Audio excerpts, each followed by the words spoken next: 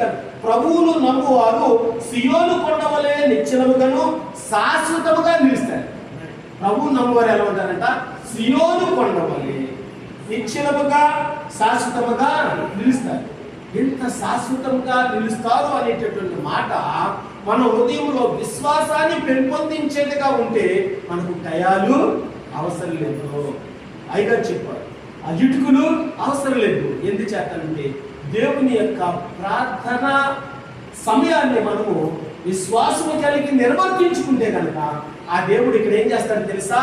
తన యొక్క వేలాది దేవదూతల సమూహంతో ఈ స్థలంలోనికి వస్తాడు. ఇప్పుడు వచ్చాడు, వచ్చే ఉన్నాడు. దేవునికి స్తోత్రం, హల్లెలూయా. ఎందుకంటే నమ్ముట నీ వలనైతే నమ్ము వారికి సమస్తము ఖచ్చితంగా. అటువంటి నమ్మకాన్ని మనము కలిగి ఉన్నాం.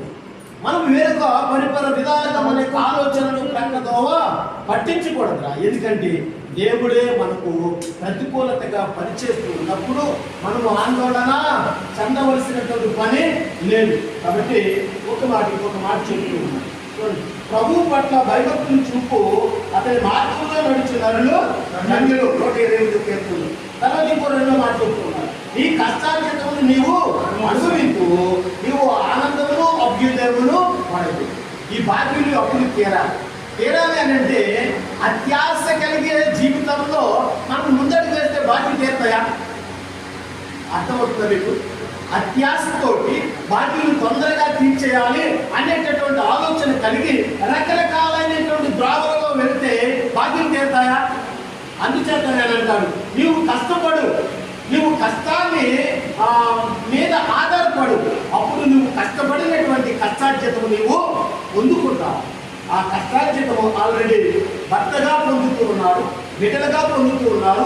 భార్యగా తన యొక్క కుటుంబ యజమానురాలుగా తన యొక్క ప్రార్థనలు బిడ్డలకు భర్తకు అందిస్తూ ఉంది. అటువంటిప్పుడు భార్య ఎంతలో తీరాలా? క్షణంలో తీరు. ఎంతలో తీరాలి? క్షణంలో తీరిపోదు. చిటికేస్తే తీరిపోద్ది. ఎందుకంటే మన దేవుడు ఒక్క క్షణము కూడా ఆలోచన లేకుండా మనల్ని తన వైపుకు తన మార్గంలో నడిపించే దేవుడు మన దేవుడు. అటువంటి గొప్ప దేవుడికి స్తోత్రాలు చెల్లించాలి. అయ్యారు చెప్పారు. ఎప్పటికప్పుడే మనం మన దేవుడికి ఏం చేయాలంట? స్తోత్రాలు చెల్లించాలి. అందుచేత నీకు మాట, నీ లోపల నీ భార్య ఫలించిన ద్రాక్షవలే ఉండు, నీ భోజనం బల చుట్టూ నీ కన్నీలు ఒలివు పిలకల వలె ఒప్పుదురు. కుటుంబ యజమానురాలు ఎలా ఉండాలంట? ఫలించేటటువంటి భార్యగా ఉండాలంట, ఫలించేటటువంటి ద్రాక్ష తీగలా ఉండాలంట. ఎప్పుడైతే కుటుంబ యజమానురాలు నిత్యము కూడా ప్రార్థన